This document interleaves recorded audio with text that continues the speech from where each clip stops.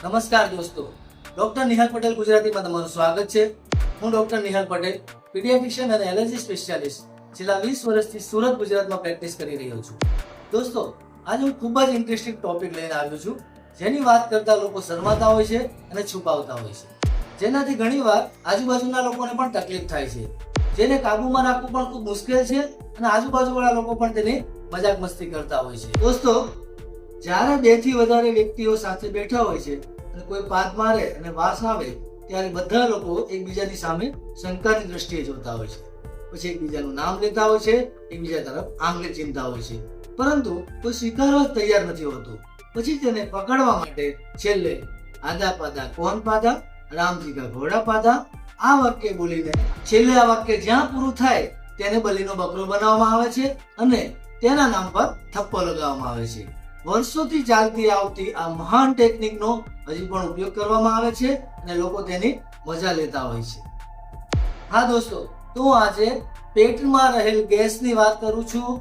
તો આ પેટના ગેસના માટે લોકો અવનવા શબ્દોનો ઉપયોગ કરે છે, જેમ કે ગુજરાતીમાં તેના માટે બાછું કે પાદું એવા શબ્દોનો ઉપયોગ થાય છે, હિન્દીમાં પાદ મારના કે ગોશ કરના એવા શબ્દોનો ઉપયોગ થાય છે, અને ઇંગ્લિશમાં તો તેના માટે કેટલાય શબ્દોનો ઉપયોગ થાય છે, જેમ કે લેટસ, લેટુલન્સ, ફાટ, કોટીબ્લાસ્ટ, બોટમ બર્થ, બોર્બોરિકમસ, પુટ, બાર્કિંગ સ્પાઈડર, એર બિસ્કુટ વગેરે જેવા શબ્દોનો ઉપયોગ થાય છે.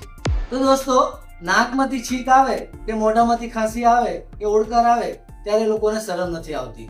તો ગુદામાંથી જ્યારે ગેસ નીકળે કે અવાજ આવે તો આટલી બધી શરમ કેમ આવે છે? તો તેને પણ સહજતાથી સ્વીકારવાની જરૂર છે. તો દોસ્તો, આજે આપણે ગેસ થવાના કારણો, તેને અટકાવવાના કારણો, તે શું કામ બને છે અને તેની સારવાર માટેના ઉપાયોની વાત કરીશું. તો ગેસ બનવાના કારણોની વાત કરીએ તો નંબર 1, સ્વોલોડ એર, જેને ઇંગ્લિશમાં એરોફેજિયા કહેવામાં આવે છે.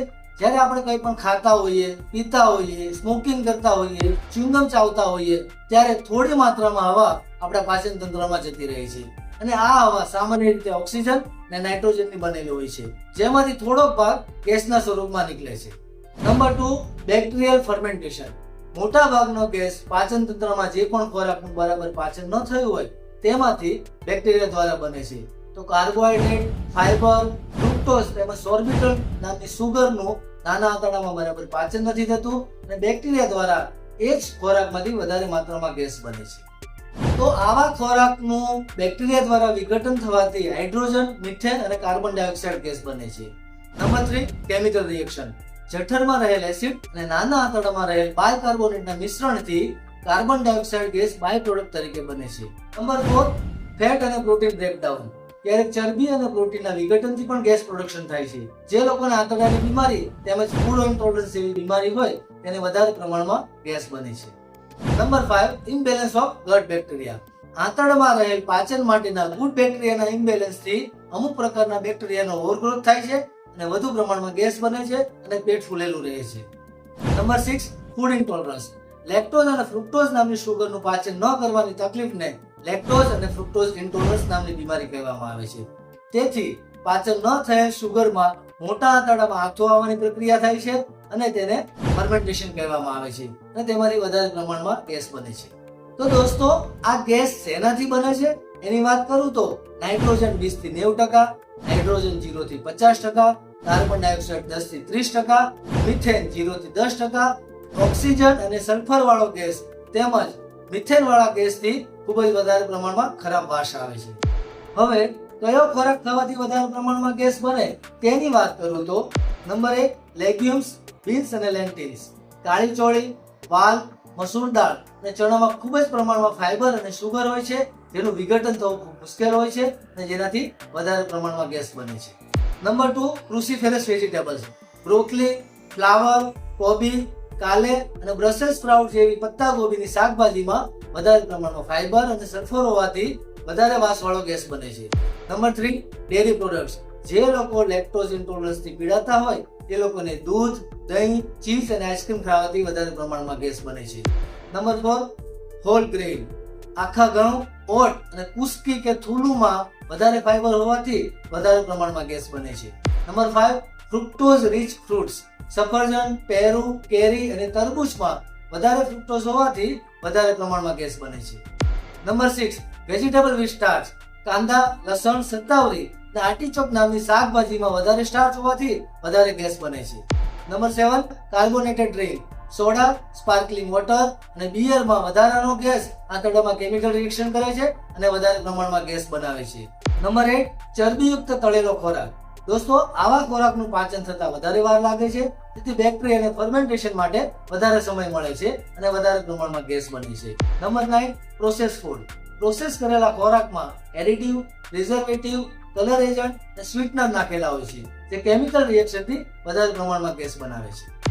તો દોસ્તો, ગેસ ઓછો કરવા માટે શું કરવું જોઈએ તેની વાત કરું તો નંબર 1 માં ડાયટરી ચેન્જીસ કરવા જોઈએ, કે જેમાં વધારે ગેસ બનાવે તેવો ખોરાક ઓછો અથવા બંધ કરવો જોઈએ. થોડું વધારે વખત ખાવું જોઈએ, જેથી આંતરડાને થોડા ખોરાકને પચાવવા માટે સમય મળી રહે. આથાવાળી વસ્તુઓ ખાવાની ઓછી કરી દેવી જોઈએ. ચ્યુઇંગમ અને કેન્ડી જેવી કે જેલી જેવી વસ્તુઓ ન ખાવી જોઈએ. નંબર 2, બિહેવિયર ચેન્જીસની વાત કરું તો તેમાં ધીમે ચાવીને ખોરાક ખાવો જોઈએ. સોડા, સ્પાર્કલિંગ વોટર કે બિયર ન પીવા જોઈએ. જમ્યા બાદ થોડો સમય ચાલવું જોઈએ અથવા હળવી કસરત કરવી જોઈએ. જ્યારે નંબર 3 માં બજારમાં મળતી ઓવર ધ કાઉન્ટર દવાઓ લેવી જોઈએ, કે જેમાં સાયમેથિકોન જે એન્ટી ફોમિંગ એજન્ટ હોય છે અને ગેસ બબલને તોડી નાખે છે.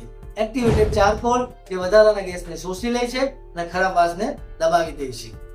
લેક્ટેઝ એન્ઝાઇમ.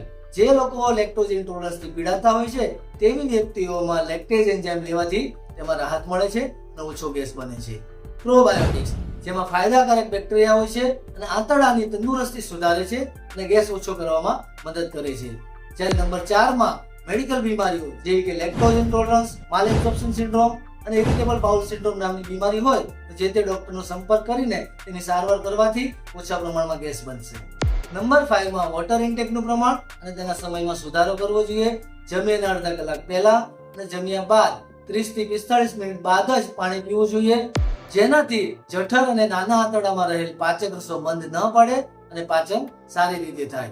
આ સિવાય રોજનું જરૂર પ્રમાણે પ્રવાહી લેવું જોઈએ, જેનાથી કબજિયાત ન થાય, કારણ કે કબજિયાતમાં ખોરાક લાંબુ સમય આંતરડામાં પડ્યો રહે છે અને વધારે માત્રામાં વધારે વાસવાળો ગેસ બને છે. તો દોસ્તો, તમે ગેસ શેનાથી બને છે, એ શું કામ બને છે, ગેસને ઓછો કરવા માટે શું કરવું પડે, તમામ માહિતી તમે જાણી લીધી હશે. તો વધારે પડતા ગેસ સાથે જો સતત લૂઝ મોશન થાય, ઝાડામાં લોહી પડે, વગર કારણે વજન ઘટવા માંડે, પેટમાં ખૂબ જ દુખાવો થાય, પેટ અચાનક ફૂલવા માંડે, વધારે પડતો કબજિયાત રહે, તો તુરંત ડોક્ટરની સલાહ લેવી જરૂરી છે. દોસ્તો, હજુ પણ તમને જો કોઈ ડાઉટ હોય તો તમે કમેન્ટ કરી શકો છો. આ વિડીયો તમને પસંદ આવ્યો હોય તો તેને લાઈક અને શેર કરી શકો છો. And don't forget two subscribe doctor Nihal Patel Gujarati. Thank you.